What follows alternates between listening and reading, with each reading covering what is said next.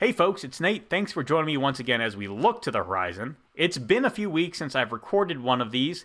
I switched over computers. I'm running on a new computer now, and in the process, I'm afraid that I lost one of these vlogs and I didn't get all of my recording hardware working again. Drivers and all those technical fiddly bits in time to record another video. So all in all, I missed two videos for those reasons. And I am glad to be back with you and glad to report that even though I haven't been recording these, things have been going pretty well. I am all caught up after my writer's block and falling behind a little bit. So I am on course, and I think I know when The Gospel According to Earth will be finished. Fittingly enough, I think it will be finished before I take my winter break.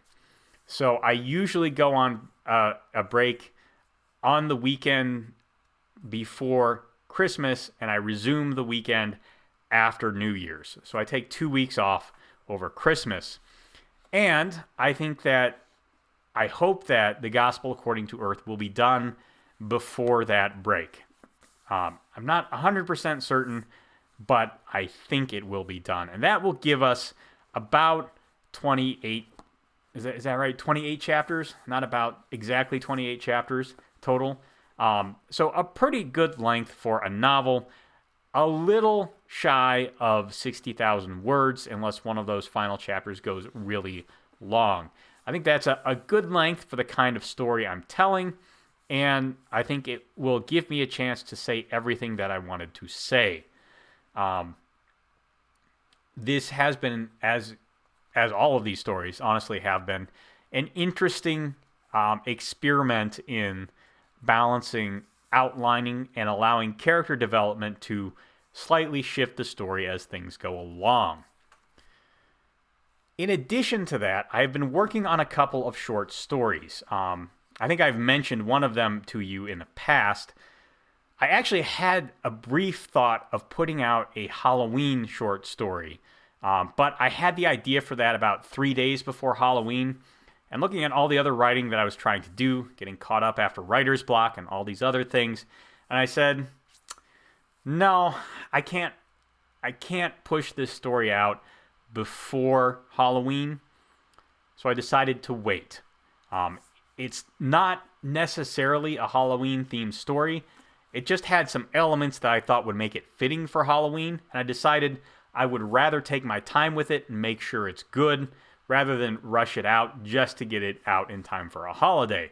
Who knows, maybe I'll wind up putting it off until Halloween of next year. On top of that, I am writing a short story for a contest on ironage.media, which is an interesting website I have recently discovered. It's only been around for a few months, that is really focused on giving independent creators a platform and publishing titles in the pulp style. Pulp publishing was probably when American literature was at its finest. Not necessarily as literature, but certainly as entertainment.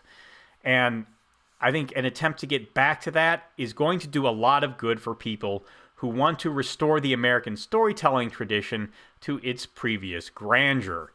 And I personally have never thought of myself as a pulp writer. I don't draw a great deal of inspiration from, for example, Edgar Rice Burroughs or any of the other great pulp writers. Not that I don't like what I've read of their work. I've just never made it something that I specifically go out and read a great deal of.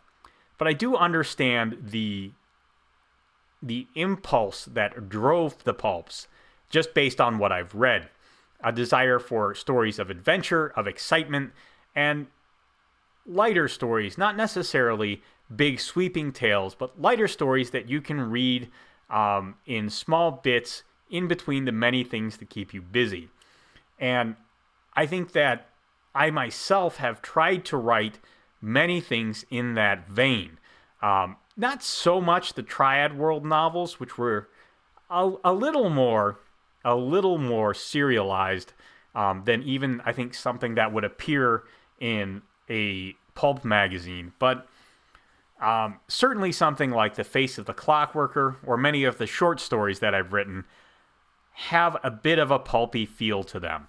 And I think that Iron Age Media is trying to bring about a bigger revival of that, or more accurately, bring attention to the revival of that. Because it turns out there's a lot of other people doing storytelling that way.